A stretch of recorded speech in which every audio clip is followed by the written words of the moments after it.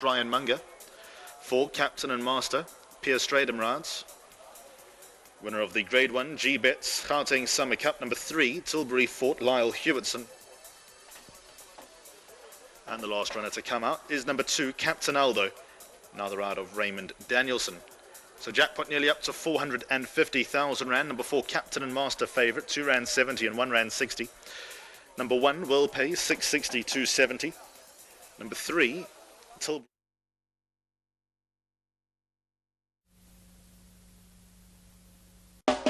This is the OTB Television Network, a service of Capital District Off-Track Betting.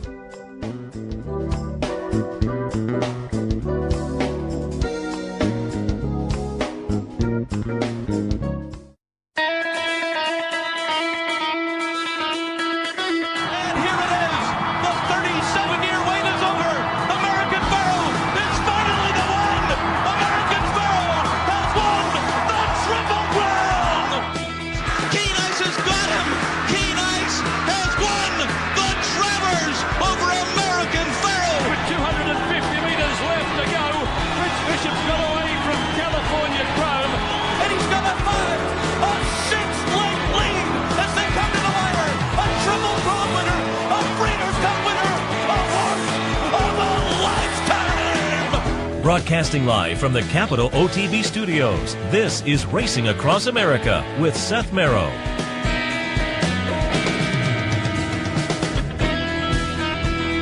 Good morning and welcome to Racing Across America on this Sunday morning. Seth Merrow and Sully Crotty. Sully, good morning. Good morning, Seth. How are you? Very good. Happy to be on board. Some stakes recaps, a little handicapping, a little preview of some Monday action coming up as well. A little bit later on, we'll be joined by Nancy HOLTHUS, the paddock commentator down at OAKLAWN, and they have a big day scheduled for tomorrow, the holiday.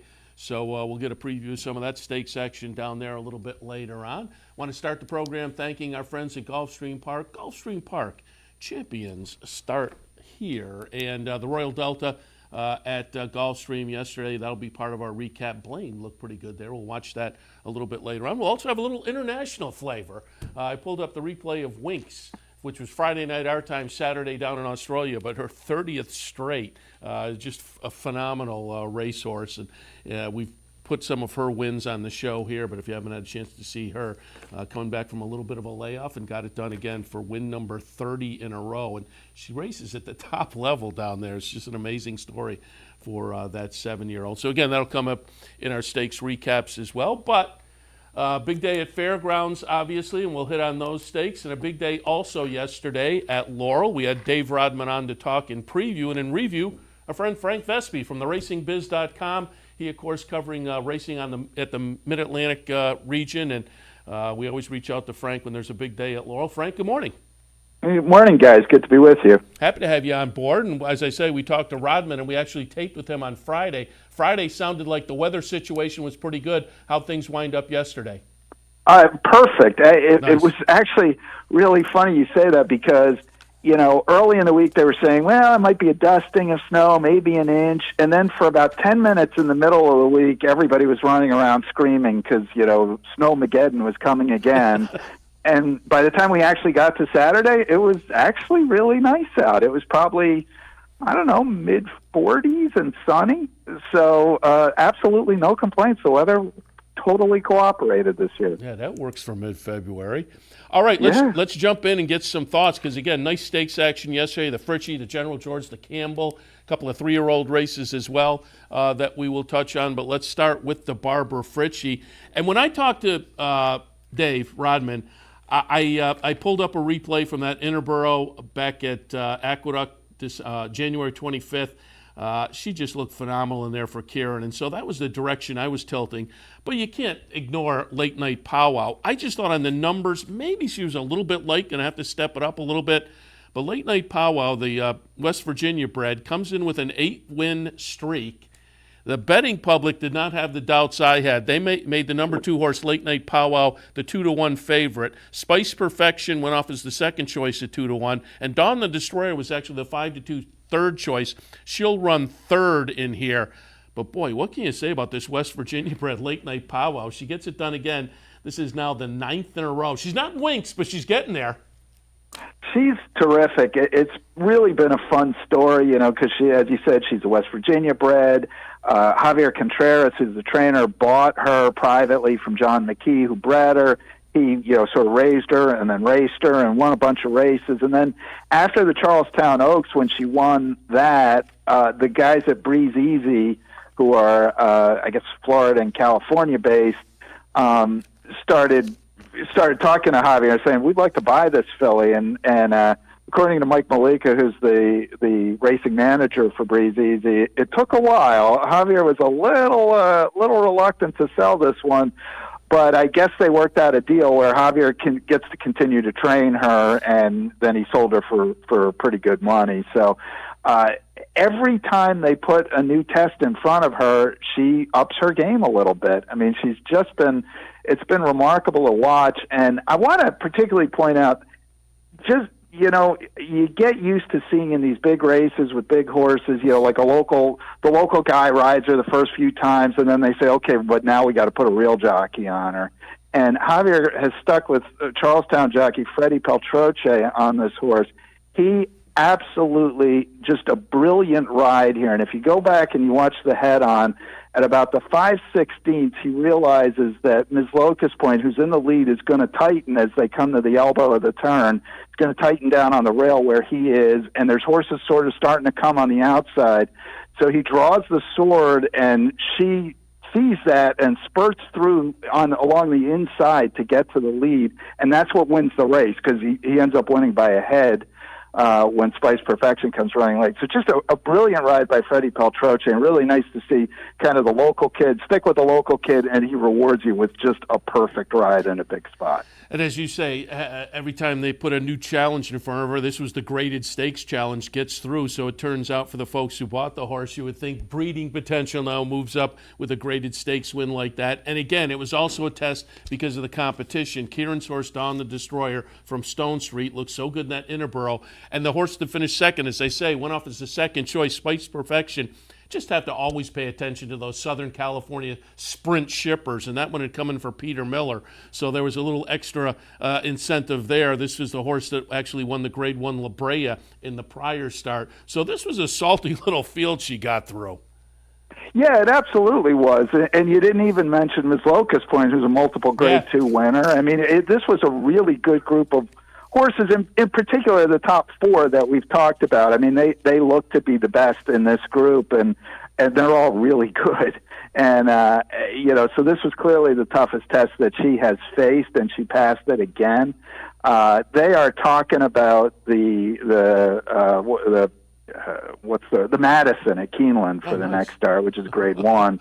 And obviously that would be a bigger test yet. But, I mean, you've got to, with a filly like this, I mean, the way she keeps answering the question, you got to keep going, it seems to me. You got to keep raising her and see what the ceiling is.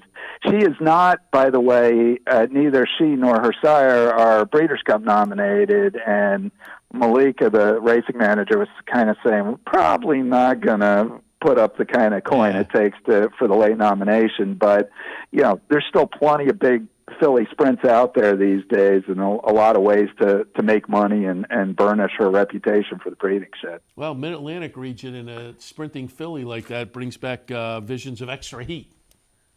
Well, yeah. I mean, that's certainly one of the best stories of all, the Extra Heat story, and all the races she won around here, but then also went to New York, went to Kentucky. I mean, she went around, and I mean, there's a lot you can do with a filly like this, and clearly, she loves 7/8, but she's fast enough to win going 3/4. I would guess a 1-turn mile's not out of her scope, although you'd have to see. But certainly 7/8 hits her right between the eyes. Late night powwow getting it done in the Barbara Fritchie. The General George also yesterday, another Grade 3 event. These are 4-year-olds and up going 7 furlongs. And when I talked to Dave, I pulled up the replay of that big win by Uncontested on December 23rd. That was off a layoff since last March down at OAKLAWN. Uncontested comes back as the number 3 horse and gets it done pretty much on the front end as the 3-1 second choice. Majestic Dunhill at 25-1. The 1 will run second, and Lakai, the number 7, runs third in here. But as I say, uncontested, comes off a big layoff, makes the career first start at Laurel last time and gets through. So it's shown an affinity for the racetrack and looks pretty good coming down the stretch under the wire here. Yeah, he was very impressive, I thought. I thought I wasn't quite buying that first race at Laurel, but clearly you got to be buying it now. I mean, he goes 121.06 for 7 furlongs. The track record is 120.95, so he's about a tenth of a second off the track record. And it's really a super effort, I thought, from this horse. And talking with jockey Trevor McCarthy afterwards, I said, you know, when he ran the big race at Laurel previously, he got loose on the lead. And I said, what did you kind of expect today? And he said, well, I knew we would be pressed, but I figured, you know, basically he said, this is a horse, you let him get in the stride and you don't restrain him. You just let him do it because he does it easily. And obviously he does it very fast when he does it easily. It was also the first stakes win for trainer Jen Patterson, who was Orb's exercise rider. So that was kind of neat. And she was saying afterwards that, you know, she got a little teary-eyed with the win. She I think, has a very special sort of connection with this horse. He's apparently kind of finicky and a little difficult. Like, things have to be the way he likes them, and you know, everything's got to be very clean and whatever. And so I think this has been kind of a labor of love to get this horse to where he is now. But where he is now is a really good place. And it was sort of interesting as well. She was saying that they were looking at, when they were going to bring him back, they were looking at either Laurel or maybe Aqueduct, and they were feeling like Aqueduct has been playing kind of deep and slow, and Laurel has been absolutely lightning fast the last couple months for various reasons, and they felt like that suited him better than the deeper, slower winter track at Aqueduct. So that's how they ended up at Laurel. It was almost not quite happenstance, but sort of happenstance, but now you got a horse you could do some things with. Yeah, 2 for 2 since moving into the Patterson barn. Had previously been trained by the Catman, Wayne Catalano, but going to be interesting to watch and see where they pick for uncontested as we proceed along. All right, let's go to the John Campbell, $100,000 up for grabs, and they're going to go a mile and an eighth. And when I talked to Dave yesterday, we were talking about General Downs and pulled up the replay of the Native Dancer because I had talked to Dave that morning. I had talked to Terry Finley that morning, and they both thought General Downs would run well, and he did certainly in the Native Dancer. General Downs will wind up running 4th yesterday, though, as the number 11 horse. I kicked myself because as I talked to Dave, I was kind of looking at bonus points, and on that beaten favorite angle, Pletcher had shipped down for the Native Dancer and had finished 4th behind General Downs, but bonus points to number 10 yesterday, as opposed to being the beaten favorite last time, goes off at 11-1 and gets it done. Monongahela, the number 9 horse, is the beaten favorite at 6-5. Unbridled Juan third at 2-1, but a nice ding-dong battle on the outside under Fergal Lynch. Bonus points gets it done. And as I say, it's a Todd Pletcher runner, beaten favorite last time. Yesterday you picked up $25.40. Yeah, that would have been a nice call. I got to say, I didn't like bonus points a little bit in this race. You know, there were 2 races on the card where I felt like there was a lone speed horse. One of them won and paid $21. The other one was Johnny Jump Up in this race, who did in fact make the lead, but was pressed all the way and ended up finishing last. So there goes that angle for me. But bonus points, you know, he's okay. I mean, he's not a killer by any means, but he loves Laurel. He tries hard, and this was a pretty good effort. You know, he came outside. Fergal Lynch, who rode him, basically said he talked to Pletcher and kind of got permission to just, you know, basically put him to sleep early and you know, wait and then make one big run and hope it was enough. And you know, in mid-stretch he looked to be beaten here, but he did get up, got up by a neck. He tried hard. It was a good effort. And this was a race, you know, I said I thought there was a lone speed. It ended up, I completely couldn't have been more wrong. The horses that were 1, 2, 3 after a quarter mile and a half mile and 3/4 ended up last, second to last, and third to last. So So there you go for my handicapping. As you say, though, bonus points. One of those horses, you look down the page, and I'm looking at maybe half are optional claimers, half are stakes races, but of the grade 2 and grade 3, or like last time and this time, ungraded, but $100,000. And it's kind of horse, over $500,000 now in the bank. A nice workhorse, but it's just one they'll pick their spots with, I'm sure. That's exactly right. And this race, had a lot more intrigue before the late scratches because it looked to be, Discreet Lover, who ran in the Breeders' Cup, who won the Jockey Club Gold Cup, was entered and looked probably to be a bet against in this spot, in my opinion, but they scratched. He was a late scratch, but that had offered a lot of intrigue, and with the scratches, it ended up being kind of a group of horses you've kind of seen before. I mean, I bet all these guys have faced each other at one time or another. And before we go, didn't pull up the replays, but a couple of nice little 3-year-old stakes, the Miracle Wood for the boys, the Wide Country for the fillies, and just give us some thoughts there, because Always Mining comes out of the Miracle Wood for the boys now with a 4-race win streak, 3 of those stakes, however, including yesterday. And Lasitas, the winner of the filly side of things, I know is a horse that you liked going into yesterday. Yeah, Lasitas, that is the other horse I thought was Lone Speed, and actually proved to be Lone Speed. So once in a while you find one, and she's improving pretty quickly.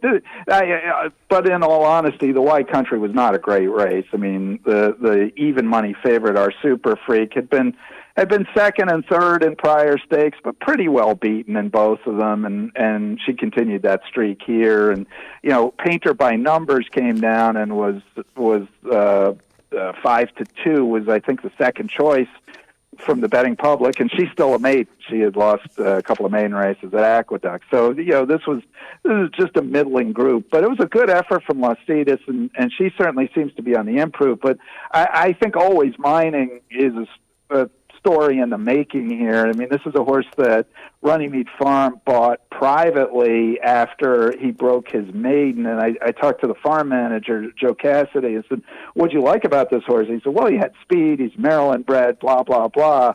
He said, "But I didn't expect any of this, but now he's making me look smart because now he's won 3 stakes in a row. He's Triple Crown nominated, and clearly you got to keep stretching him out, and he's by Stay Thirsty, so he probably will appreciate some added ground. And he's right now, I'd say it looks like he's on the Maryland route to the Preakness, which goes through the private terms and the Tessio, but whether they would call an audible and say take a swing at the Wood Memorial if they get another big effort out of him, I wouldn't put that past them. He certainly has had plenty of experience, but those last 4 races show that he's got some talent as well. Frank, as always, we appreciate the visit, the recap of some of that Laurel action. Again, I'll tell people to swing by theracingbiz.com for all the updates on racing in the Mid-Atlantic region and beyond. Frank, appreciate it. We'll talk again. My pleasure, guys. Thanks for having me. Frank Vespi, again, theracingbiz.com. Great spot to pick up all the news on racing in the Mid-Atlantic region. All right, let's go and take a look at some of the other stakes action yesterday, because it was a very nice stakes day. And Sully, I know you were watching the stakes from Villa Valente yesterday at Troy, where you had the OTB Live bankroll. How'd the bankroll go, and how was the crowd at Villa Valente? Excuse me. The crowd was fantastic, and as the afternoon progressed, more and more people came in, and it's just a really nice, easy bet there. Great staff, great food at Villa Valente. So if you live in the Troy area, I highly recommend going to Villa Valente. And their menu, they actually won Wing Wars with one of their special sauces. So there's all that type of Wing stuff. Wars. Wing Wars. And it's a nice setup there. It's a nice bar, a nice pub, and they have horse racing all over and other sports. So definitely go check out Villa Valente. I'm calling that. But the bankroll, went well. We had a couple of winners. Ran second and third a lot as well. It's just one of those days where we couldn't get up to win. We got a lot of place money instead of the win money. But hit a nice double, hit a nice pick 3, and had a nice horse on top. And just missing exacta that would have paid a lot of money. We ran first and third. So overall, it wasn't a bad bankroll at all. And, the patrons really liked it. They really liked us having there. So thanks to everyone at Villa Valeni for having us there, and the patrons were awesome. Very good. All right, let's take a look at some of that stakes action from yesterday. Let's kick it off in the Royal Delta. I said earlier we would watch Blamed win. I like Blamed last time in the Hurricane Birdie down at Gulfstream. Took the lead and kind of top of the stretch looked pretty good, and then got swallowed up badly. Wound up fifth in there in that field of 8. Race won by Dream Pauline, but comes back in the Royal Delta yesterday. The number 7 takes the lead and does not get swallowed up at 4-5. Takes them all the way here. Running second, Hala Hala, the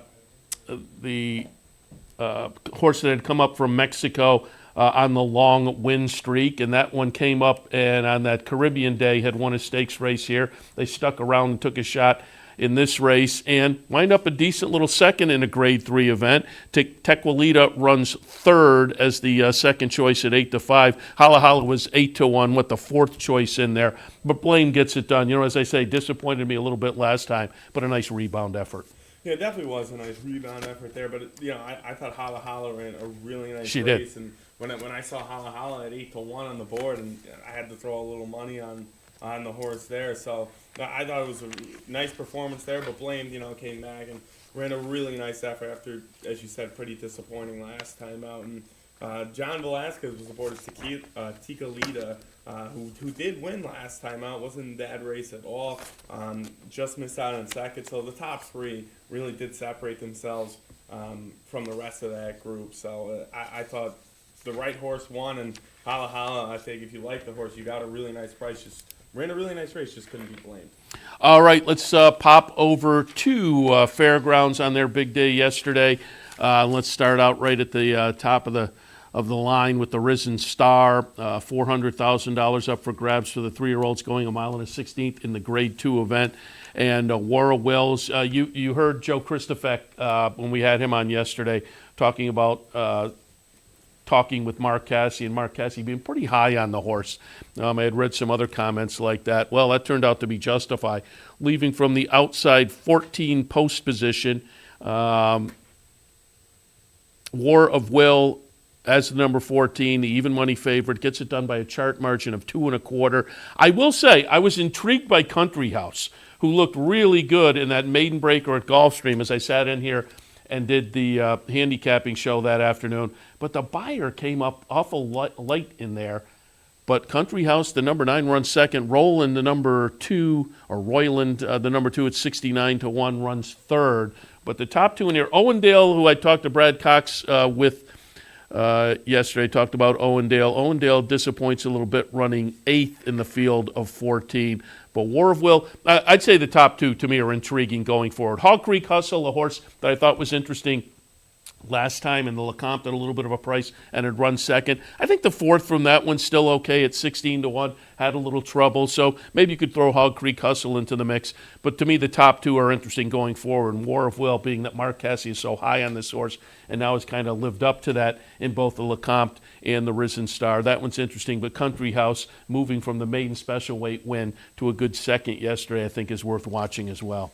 Yeah, absolutely. War of Will, fantastic performance, and much like a lot of people I talked to, the 14 post no one was really thrilled on. But Tyler Gaffleone's riding arguably the best in his entire career. He won the Keeneland Fall meet and then the Churchill meet. He had a great meet, and now he's just running well in Florida. Went to Fairgrounds for the day, had a great day, picked up a winner earlier on the card at 9-1 in a stakes race. But War of Will, that was a really nice effort there to win. And I agree, Country House, I saw 20-1 on the morning line, and I got a little bit of a Hofburg feel from the horse. Yeah. From Bill Mott. The horse breaks the maiden and then goes right up to a graded stakes like Hofburg did to go into the Florida Derby last year, and ran a really nice race. So the horse went off 7-1 from the 20-1 in the morning line, so obviously the betting public was along there. But I thought Royland, with the closing kick at 70-1, ran a really nice race. I did like the 10 in that spot, Limonite. Brian Hernandez was up for that horse and ran 5th, but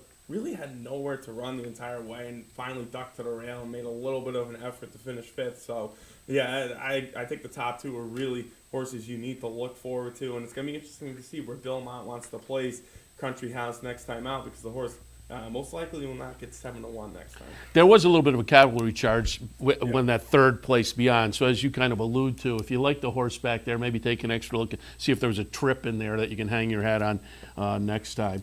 The Rachel Alexandra for the 3-year-old fillies, Grade 2 event, $200,000 up for grabs in a mile and a 16th.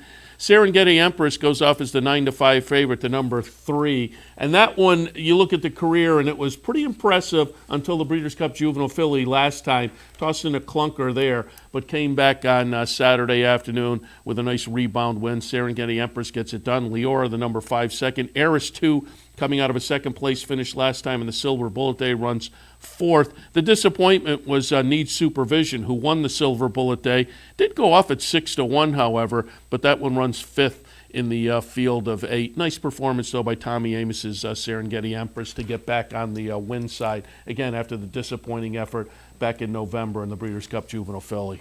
Yeah, absolutely. And on the stakes preview and on the morning line, this was a horse that was 5-1, and that was a horse that I circled, and the horse went up at 9-5 and went off at 9-5. So obviously the betting public all over that horse as well. But I agree. I thought Oxy Lady was a little bit disappointing as well, and Needs Supervision, as you said, came off of that win from last time out. I thought those two were a little bit more disappointing than an impressive win. Wire to wire there for James Graham. So obviously the betting public was on top of the horse, and really no one really threatened the horse in that race. So that was a nice field in the Rachel Alexandra, and pretty nice dominating performance there by James Graham and the Connections. Fairgrounds Handicap on the grass, Grade 3 event, $150,000. The favorite at even money, Synchrony, is the number 9. Will set his head down and make a nice late run to get up over number 11, Bandua. 35-1.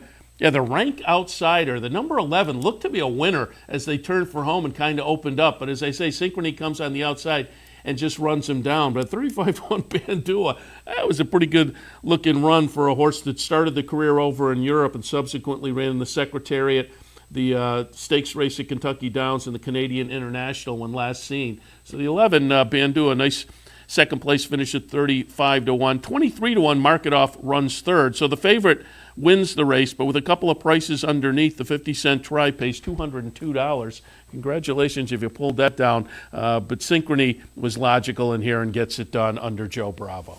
Yeah, it really was logical there. And, you know, as you said, watching the replay, you thought Beskiza was going to get home at 35-1, but that fairground stretch is so long and just keeps going and going.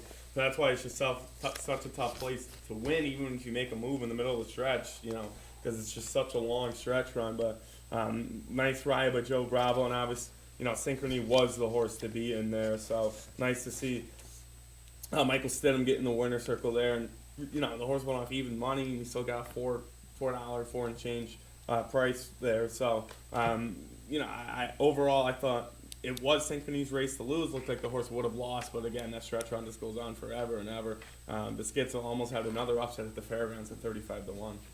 And finally, let's take a look at the Mine Shaft Grade 3 event for 4-year-olds and up, going a mile and a 16. Boy, there was an interesting field in here. Flame Away is in here. Harlan Punch, the eventual winner, Silver Dust. Lone Sailor wound up the favorite. Lone Sailor, the number 5, winds up 6th in the field of 10, having last been seen in the Breeders' Cup Classic, but had a pretty good 3-year-old season just prior to that. But the winner, again, is number 4, Silver Dust, for Brett Calhoun. Came out of a close-up second last time, just behind Harlan Punch.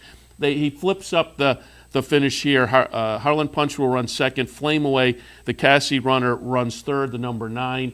But it was a chart margin of 2 1/4 for Silver Dust, who, as I say, last time had finished just behind Harlan Punch. This time they flip it up with Silver Dust over Harlan Punch. Nice performance for the Brett Calhoun runner. Yeah, and I was listening to the interviews after. I think that was Jack Gilligan's first graded stakes as well. Yeah, very so good. Congratulations to him. And on the stakes preview, I had Harlan Punch over Silver Dust over Flame Away, so I almost pulled out the cold triple there. But I thought if you liked Harlan Punch at all, you had to like Silver Dust, and you got a much better price with Silver Dust at around 6-1, paying $13 and change to win. So I knew Flame Away would run a nice race, and you got a nice price there. I thought the scratch of Quip really changed the whole race dynamics, and I thought Quip would have made the pace a little bit quicker, would have set the race up a little bit more for Lone Sailor, because the Lone Sailor did show a little bit of a closing effort in that Breeders' Cup Classic. We didn't really see that at the fairgrounds yesterday. So I thought with Quip scratching, it would have been tough for Lone Sailor to come off the pace, because that's a horse that really comes off the pace, doesn't sit in the stalking role and then closes. So I thought the scratch there really hurt things. And then when you saw 25 and change and a 50 and change for the half, it was going to be very tough for Lone Sailor to win that day. But congratulations to Gilligan for a first graded stakes win, and for Brett Calhoun as well. So and again, you got rewarded. If you like Harlan Punch, you had to like Silver Dust at the price. All right, didn't call up replays, but just some stakes to note. The Broadway yesterday at Aqueduct, it was Holiday Disguise getting it done for Linda Rice and Lady Sheila. Pause for the Cause for Kieran, and the Bromans ran second. Cause for the Pause was the 4-5 favorite. Holiday Disguise, the 9-2 second choice. Another one of those where I think these horses were a little more closely matched than the odds indicated. So you could have gone for the $11 horse just on the odds side of things. In Northern California, the El Camino Real Derby. It's hard to know how these will play into the Kentucky Derby scene because of the synthetic surface up there. But another twist of fate. Wins in the fourth career start. This was the third win in a row for that one. Got it done by a chart margin of 7. Running second, though, maybe a horse that'll be worth watching a little bit. Kingly came up for Bob Baffert. It was only the third career start. Came up and ran second in the stake there. So another twist of fate, and Kingly 1-2 in the El Camino Real. And down in Southern California, Marley's Freedom, who I thought was the Filly and Mare Sprint champion last year, didn't get it with the trouble trip in the Breeders' Cup Filly and Mare Sprint. She then subsequently came to New York and won, but got the win yesterday in the Santa Monica. Pretty nicely, chart margin of 1.25 is the 3-5 favorite over Selcourt. So there are some notes on some of the other stakes races, but we will take a look at one more as we go to a break. I'm going to pull up the whole race yesterday, the Apollo, down in Australia. Again, it was Friday night, our time, Saturday afternoon down in Australia. The incredible WINX, 7 years old. This was win number 30 in a row. I'm just looking. She's 34 overall, 34 out of 40, but 30 in a row.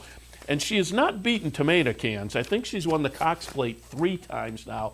Cox Plate is comparable to, I won't say it's Breeders' Cup quality necessarily, but it's one of their top races down there. So she's won that 3 years in a row, and she's racing at the top level. Comes back to start her 7-year-old season and gets it done, as I say, in the Apollo, Friday night our time, Saturday their time. So as we go to the break, watch WINX. She'll be the number 5 horse. Watch her as coming on the outside as they straighten out as she sets down her head and looks at the finish line and takes off. The very impressive WINX as we go to a break. When we come back, a little handicapping. A little bit later on, Nancy HOLTHUS from OAKLAWN Park. Stay tuned.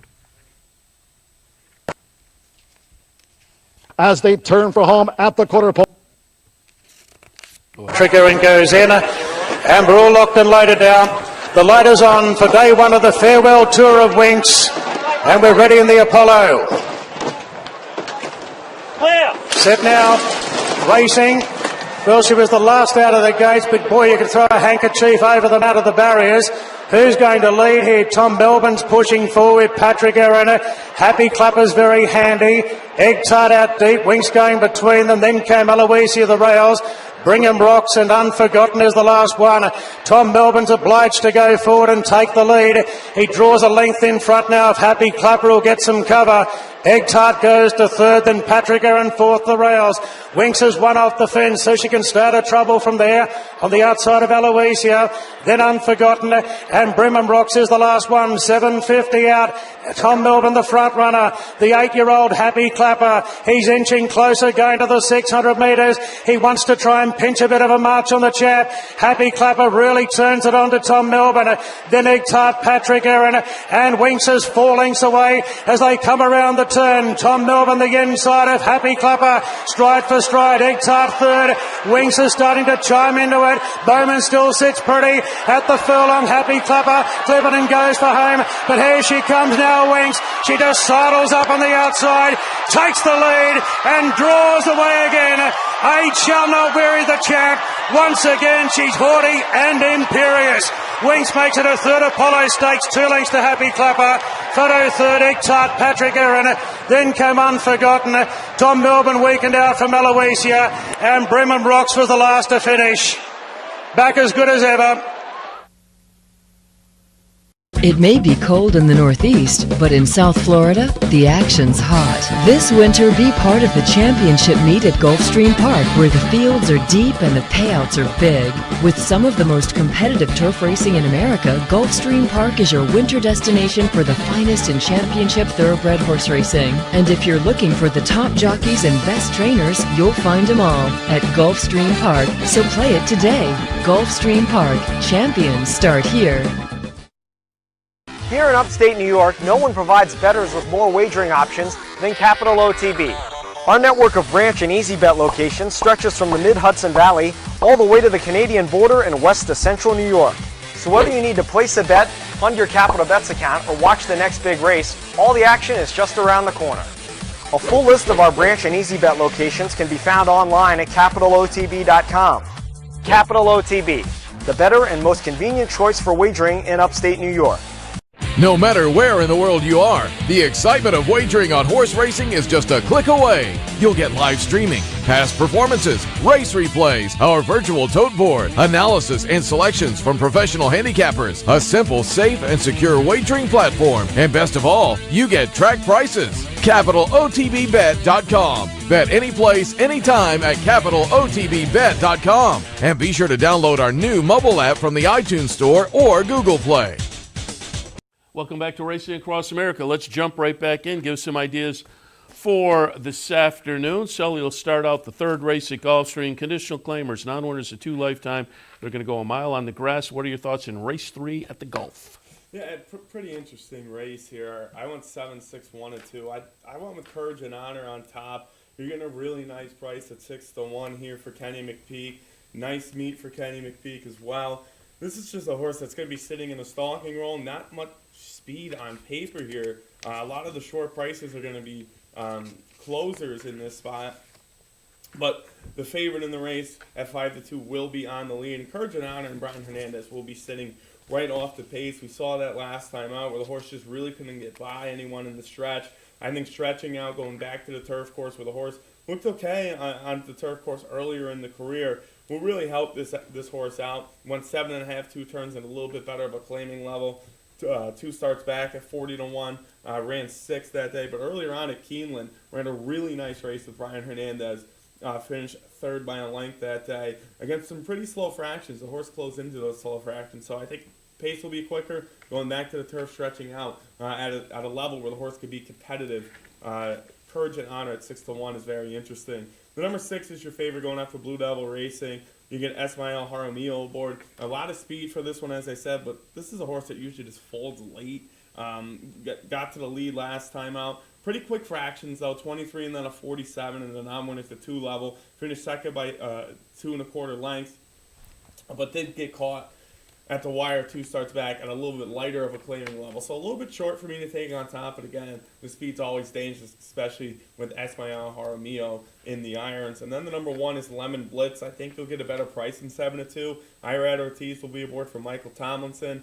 Horse that finished a really nice 2nd place last time out, going back up in the claiming level. I think at 7-2, another horse that could be a little bit light in the odds.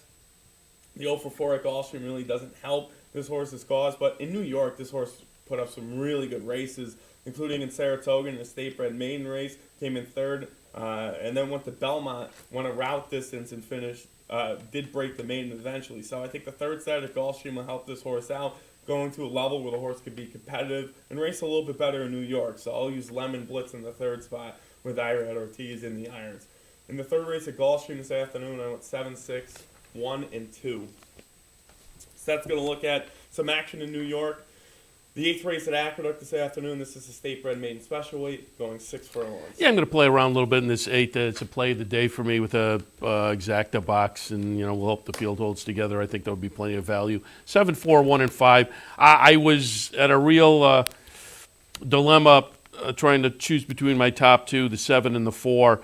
They both have the breeding that I like for first-time starters. I've said it before. It doesn't necessarily hold up with these New York breds, but I'm still looking at this field and thinking maybe these first-time starters with good sires can make a little noise at the odds. I just slightly went with the Sinners U over Saratoga Promise because it's Jeremiah Engelhardt as opposed to Paul Barrow. No knock on Paul Barrow.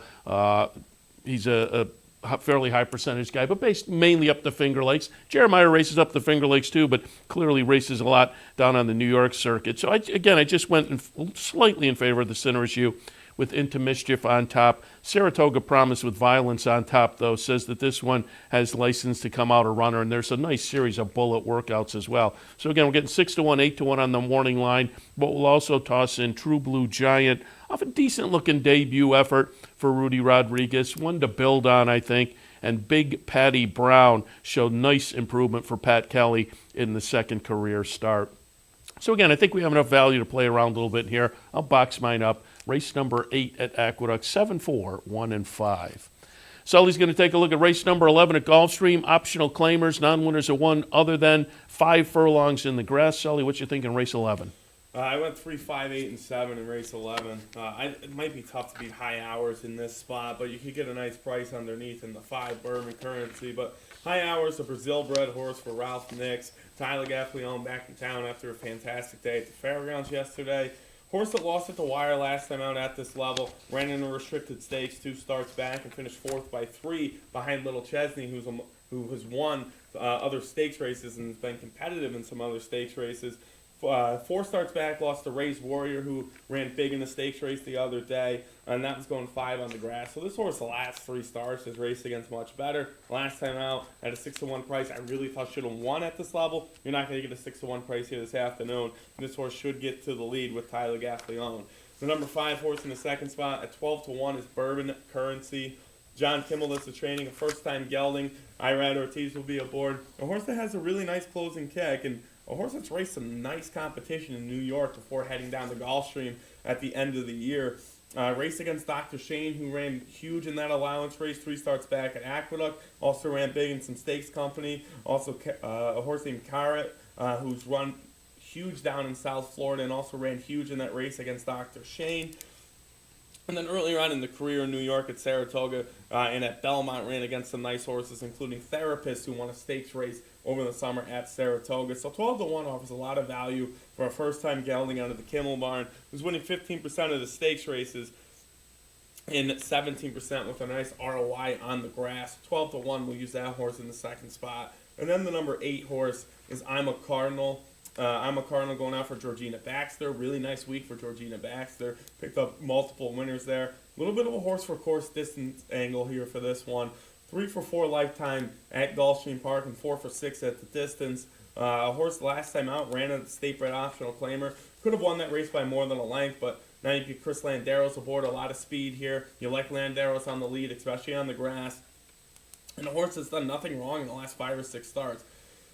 You could put an extra that 8th place finish, but other than that 8th place finish, this horse is either won or ran second by a length or 2 lengths. So we'll use I'm a Cardinal at 7-2 from the outside stall. Chris Landeros, Georgina Baxter, and a lot of speed. We're going to use the favorite in the 4th spot. I think it's pretty beatable, Mr. French. Obviously, you get Espanol Jaramillo sprinting. You know, a lot to like there. Very nice sprint rider. But 2-1, a little short here. A horse that ran well at this level last time out. Did win that race, but I'm going to try to beat the short price here with some other speed from the outside and a closing speed horse. First time gelding out of the Kimmel barn. So in the 11th at Gulfstream, I did go 3, 5, 8, and 7. Seth's going to take a look at some action at OAKLAWN, the 4th at OAKLAWN Park. This is a state-bred maiden special weight. They're going at 6 furlongs. And I may be crazy for going to this race because I say, if you listen to the afternoon show, these state-bred races, Arkansas breds are maybe where New York breds were when I first got into the game a while ago. These are a little bit of a roll of the dice kind of situation. Well, again, we'll see how it plays out. But State Bred Maiden Special is going 6. I have it 4, 8, 10, and 1. I thought this one could play maybe a little more formful than some of these do. But there are a couple of there are a few first-time starters in here that could pop, and there's some horses that are coming in off layoff since last year at OAKLAWN that could pop as well. I just didn't like the layoff necessarily, but the 4 on top, East Moon Lake, the buyers over the past couple were certainly good enough against this bunch. The last was the first start off a layoff since last season here. I think should benefit from that. Crow Mountain comes in off a career debut that was very good looking. If this one moves forward, should play with these. And Officer Sid started at Remington in the middle of December, now comes to OAKLAWN, gets in against State Breds, and by Sydney's Candy. Won't be surprised if we see a nice improved effort from that one. So again, have some odds. The Officer Sid, the 10 is 15-1, 4-1, 9-2 on my others. B-Hop Shoes I have down the 4th spot with a nice race last time up at Churchill. Again, that was a while ago, though, but it's 6-1. So, again, we have some odds. Play around a little bit in this 4th at OAKLAWN. 4, 8, 10, and 1. Finally, the 9th at OAKLAWN, optional claimer, non-winners of 2 other than going a mile. Sully, your thoughts? Really nice race here. I went 2, 10, 7, and 3. Local hero on top for me. This is a horse making the first start at OAKLAWN, dropping some poundage for trainer David Fox. And Jose Ortiz is in town for the big weekend. This is just a horse I loved the last 2 starts at Gulfstream. He got an 11-1 price last time out, a horse that lost by a length, had a perfect stalking trip, just really couldn't get by. And that was a really nice field there, deep field, going 1 mile and 16. So they're going to cut the horse back. I don't think the cutback will hurt the horse at all, especially if the horse sits in a stalking roll like last time out. The speed in this race besides the number 4. So I'm going to use Local Hero on top here, going out for E5 Racing and David Fox. The number 10 horse is Gettysburg, 0 for 5 at the track, but the horse this race against a little bit better earlier on in the career. A winner 2 and 3 back, including a win at Keeneland, going 1 mile and an 8. So I think a repeat performance, especially at the 87 buyer, 2 starts back. Gettysburg got a price underneath. And then the 7 is Snapper Sinclair. Really didn't know what to do with this one. The 2-1 price, very, very short for the Asmussen runner. You get Ricardo Santana aboard, a horse that's raced in 2 stakes races and a stakes-like optional claimer at Churchill Downs, 3 starts back. Really slow pace last time out, and the horse was in the lead in a stakes race. But that was against Silver Dust and Harlan Punch, and we just saw those 2 run at the Fairgrounds yesterday. Very, very big numbers. So we'll see how Snapper Sinclair does. I'm going to go with some other speed from the rail and Jose Ortiz, but Snapper Sinclair at 2-1. Definitely a player, but a little short for me to take on top. I'll use in the 3rd spot. In the 9th at OAKLAWN, 2, 10, 7, and 3. All right, let's head to a break. When we come back, Nancy HOLTHUS from OAKLAWN. They have a big stakes day tomorrow, highlighted by the Smarty Jones for the 3-year-olds. So we'll, highlighted by the Southwest for the 3-year-olds. So we'll talk a little bit about those stakes races tomorrow at OAKLAWN. Right after this, stay tuned. The road to the Kentucky Derby ends with the most exciting 2 minutes in racing, but getting there begins long before then. With 34 prep races that span 15 tracks, the best place to watch, wager, and win is Capital OTB and OTB TV. Upcoming Derby prep races include the Gotham from Aqueduct, the Tampa Bay Derby, and the San Felipe from Santa Anita. So for in-depth coverage and expert analysis of all the Derby prep races, stay with Capital OTB and OTB TV. What if there was a way to become a better horse player, to have a better knowledge of the game, to be more successful? What if there were a way to take what you've learned, what you know, and make better decisions, better choices, to know how to connect the dots? In horse racing, knowledge is a powerful tool, but not the only tool. Race results and replays, past performances and live streaming, wagering from all your digital devices. These too are important tools, and you'll find them all right here at Capital OTB. Capital OTB. Become a better horse player.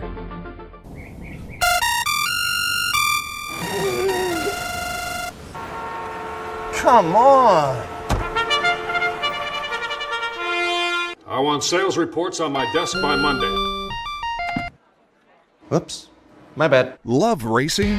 RTN brings you every live simulcast on your home television, plus live video streaming and race replays on your PC and mobile devices. To order, visit rtn.tv. RTN, a breed apart. Not at the track and not near a computer? No problem. Wager with Capital OTB's Touch-Tone Wagering System and you'll never get shut out again. Capital OTB's Touch-Tone Wagering System is quick, simple to use, and guarantees your wagers are accurate and placed on time. For more information, visit CapitalOTB.com or call Capital OTB's customer service hotline at 800-292-BETS. Capital OTB's Touch-Tone Wagering System. Never get shut out again. Welcome back to Racing Across America. As promised before the break, joined now by Nancy HOLTHUS from OAKLAWN Park. Nancy, good morning.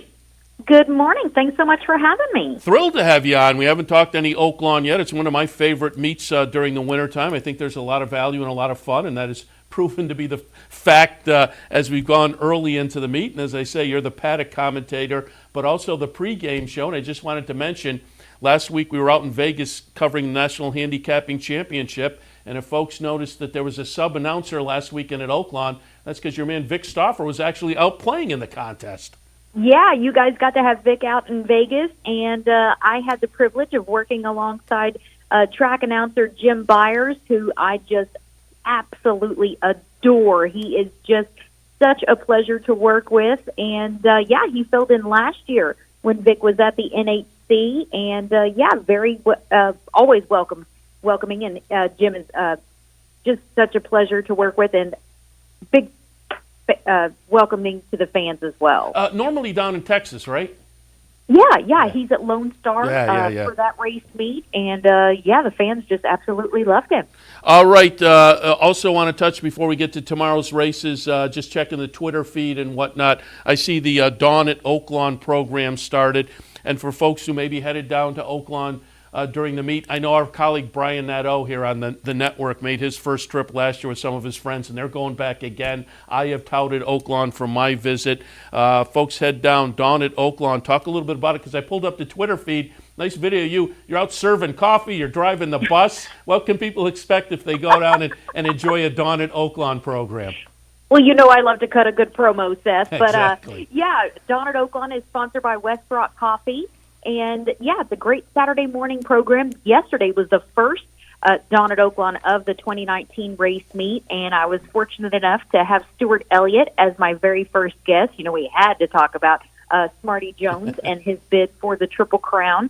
And, yeah, Stuart, just a wonderful guy, Canadian native, actually spent some time with his dad, who was also a jockey in his youth in Hong Kong. Oh, wow. I didn't know that. So, yeah, was started riding his professional career at the age of 16. But it's a great way for racing fans who have only got to experience the races in the afternoon to come out in the morning when training is going on, when there's a couple hundred horses during the training hours. And, you know, because there's so much other stuff other than the afternoon racing experience, which is fantastic. But they get to see the jockeys, the trainers, the exercise riders, the pony people in all different types of things going on in the mornings. And I kind of give that play-by-play.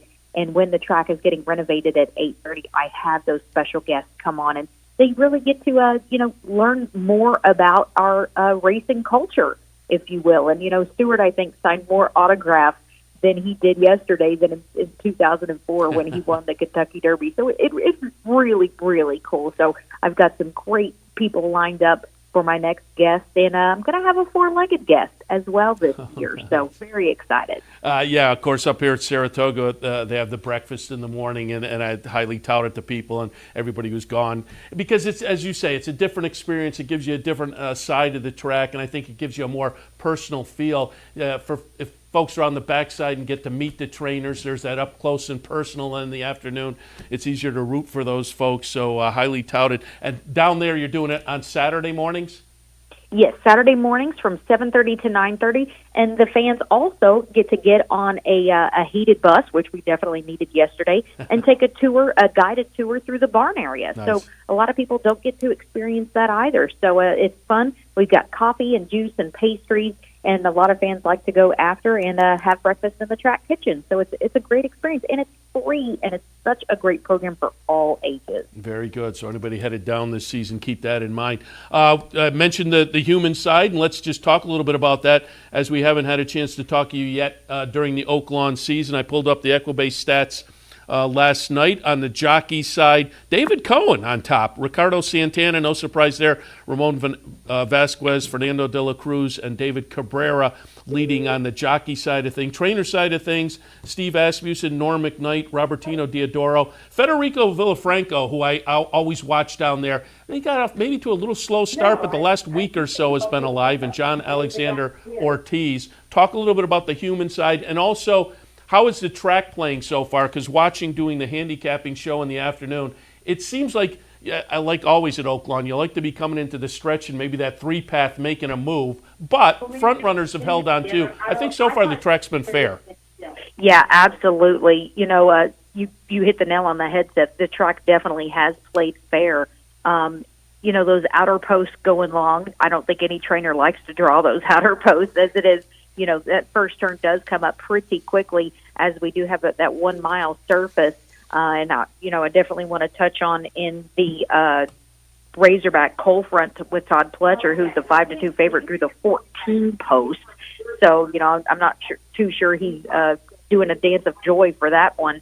But, yeah, the track has played pretty fair. And, I do like to take into consideration, the speed runners as opposed to those that are those true closers.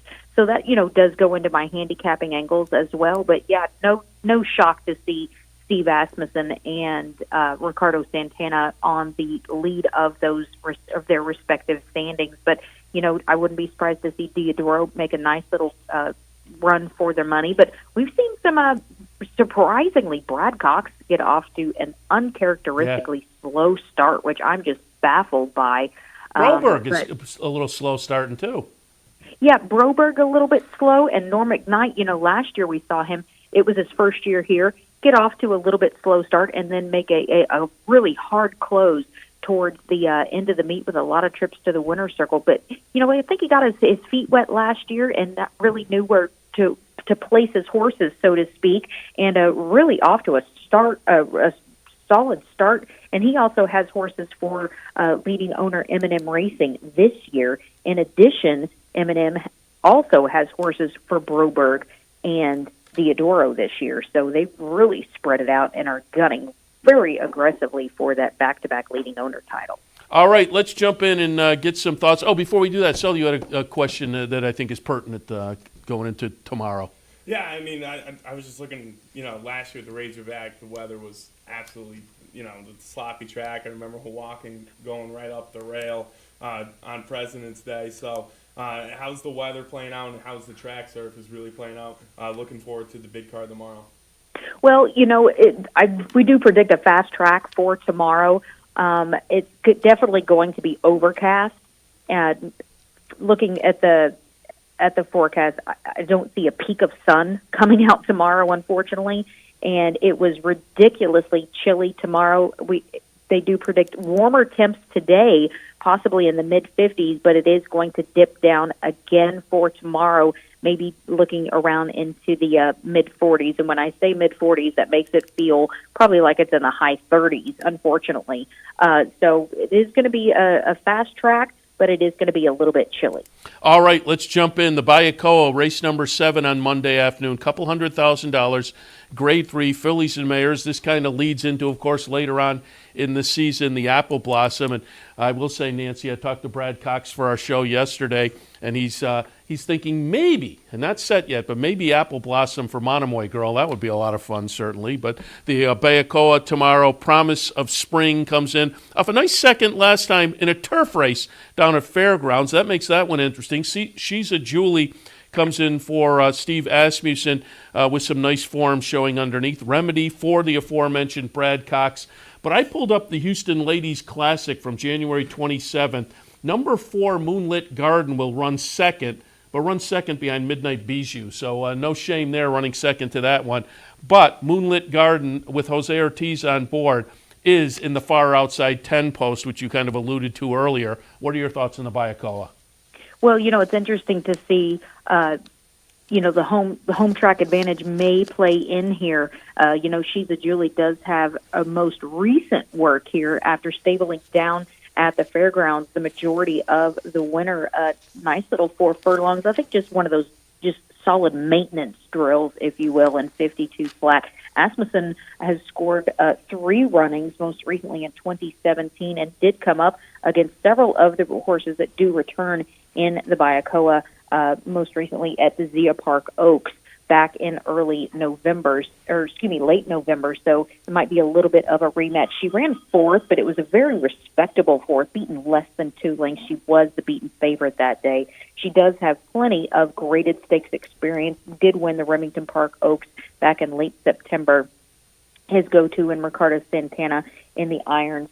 Brad Cox is filling multiple graded stakes place, hoping to, get that final crown on her resume. But Chris Davis also ships in, as you mentioned, Moonlit Garden, Jose Ortiz. I tell you what, those Ortiz brothers, they are definitely ones to be reckoned with. Very impressive. And it's interesting that Johnny V and Jose Ortiz are here today to ride on the program. So It's interesting that, they're maybe getting a little feel for the track, and I do like that, that they're here on the Sunday program. So that might be one to maybe a little handicapping angle for you, if you will. They rode here last year a little bit, but it's interesting that they're here on the card today. That is interesting. All right, the Razorback Handicap Grade 3 event, $500,000 up for grabs at 1 1/16. Copper Bullet for Steve Asmussen. Pretty much missed the 3-year-old season after having shown some promise as a 2-year-old. Kind of clunked last time in the Malibu and now looks for a rebound with Jose Ortiz scheduled to ride. Nanouche goes out for Robertino Diodoro. Comes out of a win in the Zia Park Derby. Tis He the One, our friend Jeremiah Engelhart ships down with the Lady Sheila runner. Cold Front, who you mentioned before, the knock there is going to be hung on the outside. Won the Mr. Prospector last time in a nice rebound effort for Todd Pletcher. It's Pletcher and Velasquez. But I wanted to show a replay just of a horse people may want to think about as being a little bit interesting, because you can always count on a price in a big race from Dallas Stewart, and the number 12 on Monday will be MG Warrior. We'll look at OAKLAWN back on January 26th. Number 3 in this race will be MG Warrior, getting it done at 5-1. And MG Warrior on Monday in the Razorback, 5-1 on the morning line. So again, just wanted to show one that maybe people might be interested in at potentially a little bit of value. But what were your thoughts on the Razorback? You know what? I'm so glad that you mentioned MG Warrior, Seth, because this horse kind of snuck under the radar a little bit in that allowance race because, it was a lot of speed horses. Horses were just going gate to wire, and that was on that opening Saturday of the race card. So he was a kind of an anomaly, that purple unicorn, if you will, when he won that particular day. So very impressive performance for Dallas Stewart. And Corey Lannery came in to ride that weekend for pretty much Dallas Stewart. So I do like the fact that he returns. He makes his stakes debut, and as soon as he crossed the wire, it was a big question, what stakes race is he going to go in? Just to the outside is Thirst for Life from the barn of West Holly. West Holly won this running last year with Hawakam. Hawakam was, I think, a $20,000 claimer several years ago when West Holly took him. Thirst for Life is a $50,000 claimer. West has an amazing eye. So it's hard to almost count out any West Holly horse that jumps into stakes company. But yeah, talking about Cold Front on the far outside post, Pletcher has won this running 3 times.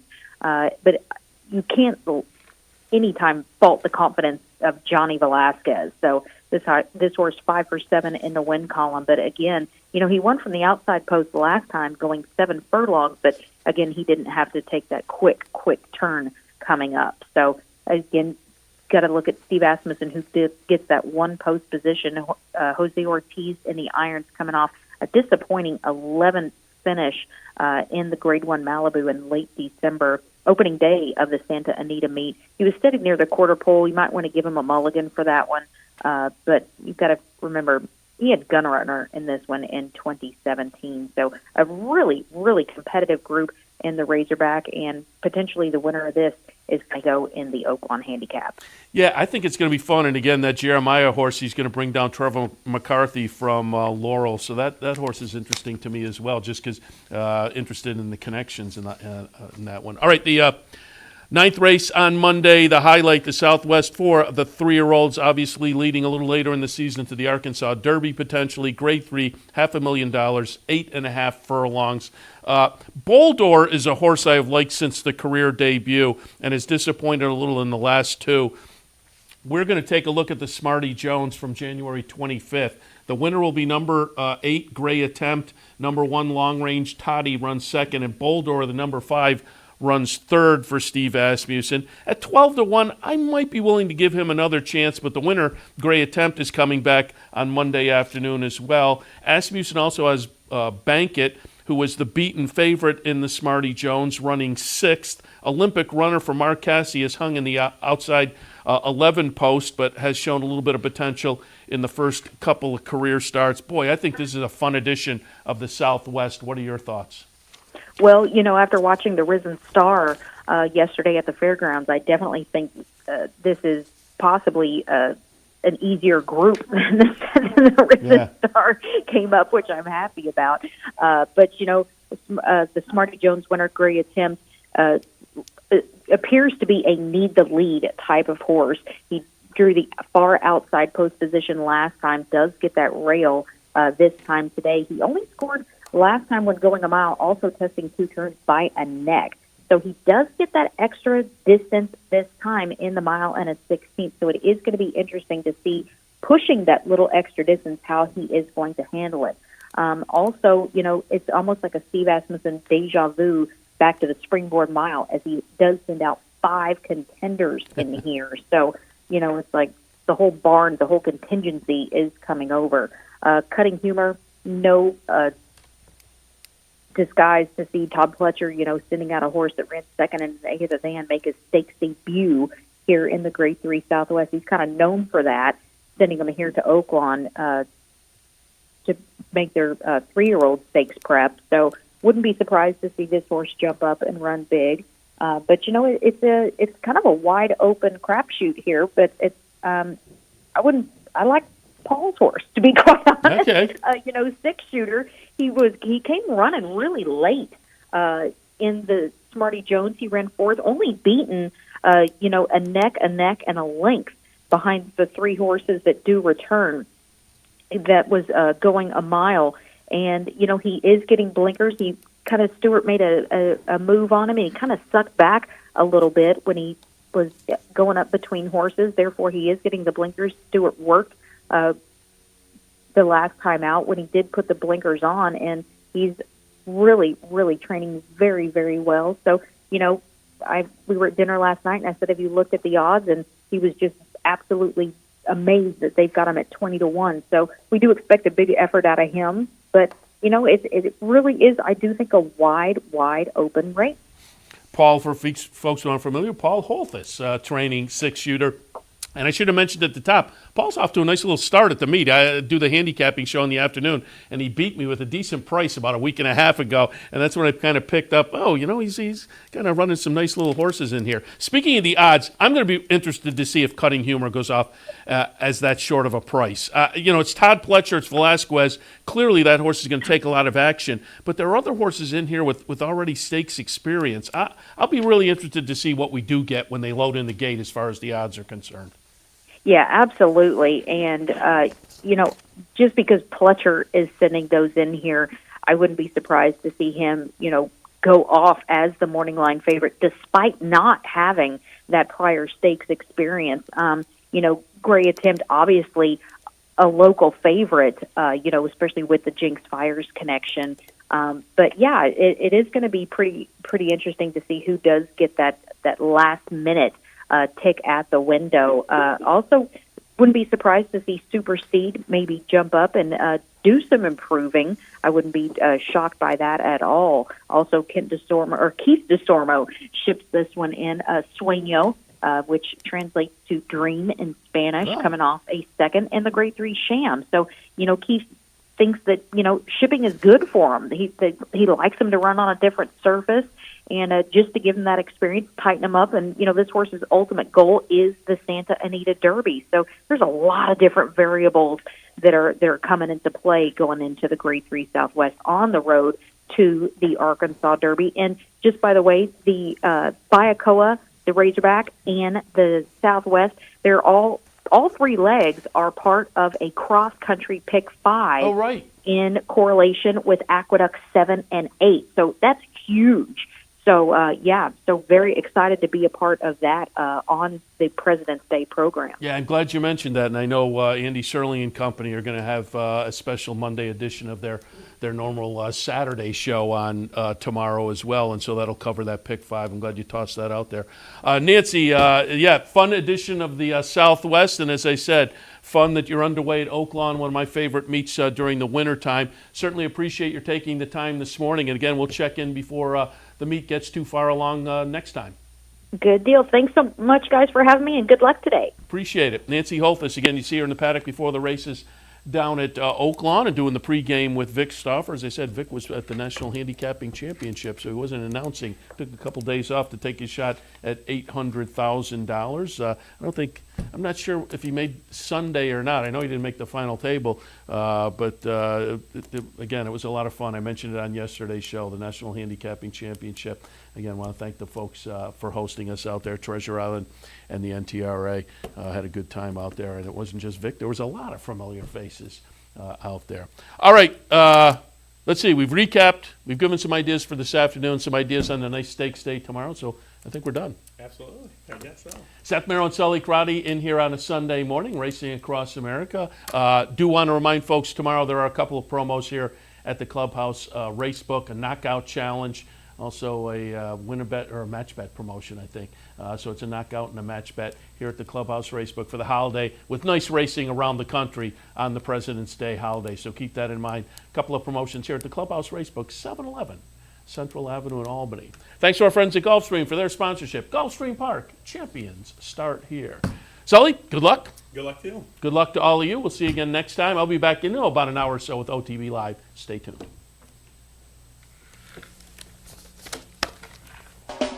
You're watching OTB TV, a service of Capital Off Track Betting.